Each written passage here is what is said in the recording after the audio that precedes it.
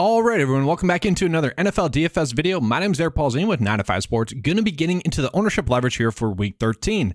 Yes, as always, want to recap that this is ownership leverage. This is supposed to be actionable information. We're not just talking about players that are too high owned, because sometimes if a player is high owned, that's warranted. So we'll go through and break that down. Do want to call out that I have updated the ownership leverage page as well. It is going to include FanDuel as well. So hopefully you guys enjoy that.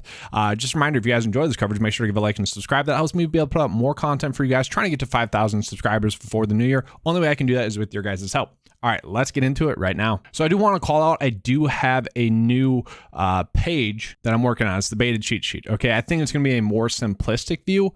And I know some iPhone users have a little bit of issue with the current one. So hopefully this one helps. So as you guys can see, I have it broken down into DraftKings and FanDuel. What I'm going to do is I'm going to sort it by DraftKings to start off with, and I'll begin into FanDuel. All right, so ignore that. So let's get into it. Looking at just the highest projected owned players on this slate as a whole, we're looking at Josh Jacobs. Josh Jacobs gets a great matchup against the LA Chargers. That makes sense. Kenneth Walker probably shouldn't be garnering that much ownership. Don't really get that. Travis Etienne does make sense with his matchup against Detroit, especially if he's healthy and active. Austin Eckler probably should be a little bit higher owned than that. Dameon Pierce, a lot of people are getting risky with that. I thought that'd be a sneaky GPP play. That's interesting to me. Nick Chubb, this is going to be a great spot. And I'm actually going to be curious as to see how chalky he is on FanDuel, because that could be a great leverage spot as well. Already popping up as a pretty good leverage rank play. All right, let's just go through position by position like I always do.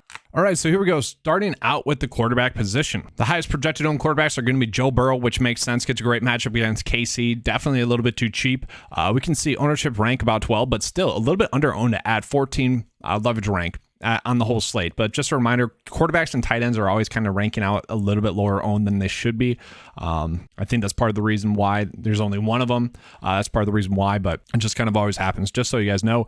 Patrick Mahomes, Deshaun Watson, I don't really get that. Shouldn't be the third highest projected owned player on the slate. Could he go off? Sure.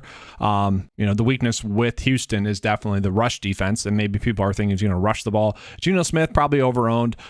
Don't need to play him. Justin Herbert, I'd much rather play. Trevor Lawrence should be higher owned. I actually thought Trevor Lawrence would have a shot to be the highest projected owned player on the slate, so that's a little bit shocking to me. Let's just look at the top leverage ranked quarterback plays. Yeah, Russell Wilson, I'm not playing him, although he is popping up there. Obviously gets a great matchup, and that's part of the reason why his projection's high. That offense just looks terrible, and obviously just has a lot of backups that he's throwing the ball to. Yes, Jalen Hurts definitely is a great leverage rank spot. I would much rather play Jalen Hurts at half the ownership of Patrick Mahomes.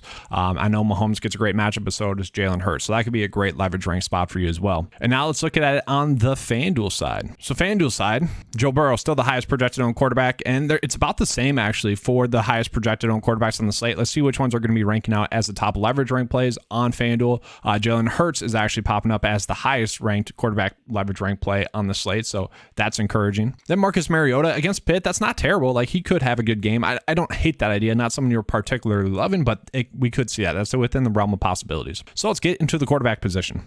So quarterback-wise, starting with the running back, starting with DraftKings, sorry.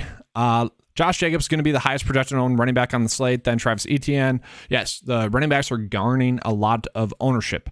But what we're seeing is that a lot of the running back value that was looking like it would be there this week might not be there. Jaylen Warren, it looks like Najee Harris could be back.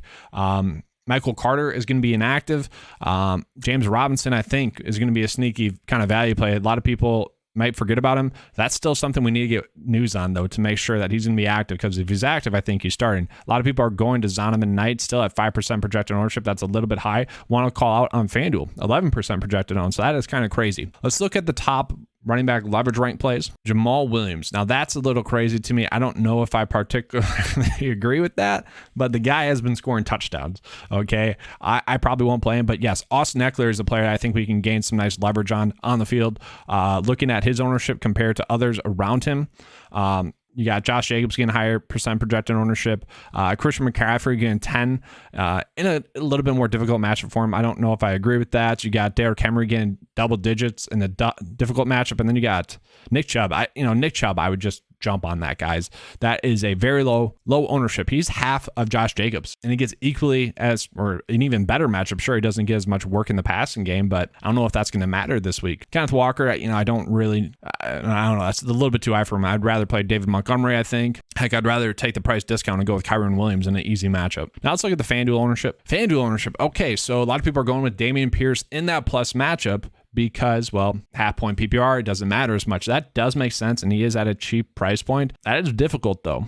Okay, I do want to point out Nick Chubb as well. 10% projected own on FanDuel. Let's look at his FanDuel leverage rank. Third. Okay, so Nick Chubb on FanDuel is basically a lock, just given that I know he's high priced. Okay, guys, but it's a good chance to gain some leverage on the field there. Okay, now looking at the highest projected own receivers on the slate, Juju popping up there. That's strange. Okay, he wasn't that high owned last week.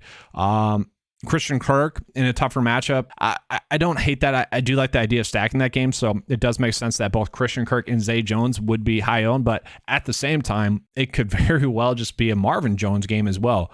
They do spread the wealth there a little bit, and it wouldn't be shocking to see Marvin Jones have 2 touchdowns or something weird like that. Former team. I don't know if you guys buy into that narrative at all. Obviously, he's pretty removed from that, but it could be a little extra motivation to do well. Just wouldn't be shocking. Garrett Wilson popping up there. Yeah, he should be against Minnesota. That makes sense. T. Higgins, I like a lot as a play, especially if Jamar Chase is out. That ownership is going to go a lot higher, and that's just more of the same. So let's look at the leverage rank for DraftKings. Tyreek Hill. Man, it seems like Tyreek Hill is always under-owned, except for 2 weeks. And he is under-owned again. At 5% projected ownership, he ranks out as the top ownership leverage play. I think this has been the case 10 of the weeks, guys, because he has always been underpriced and under-owned for some reason, for the targets that he's getting. I know it's a difficult matchup, but at the same time, he could easily go off. So we might be forced into playing more of Tyreek Hill than we thought. And I'm fine paying up for it. There is enough value out there that you can get on. Let's see who else. A little bit of Adams. He is 9% projected ownership. George Pickens, pretty low owned for...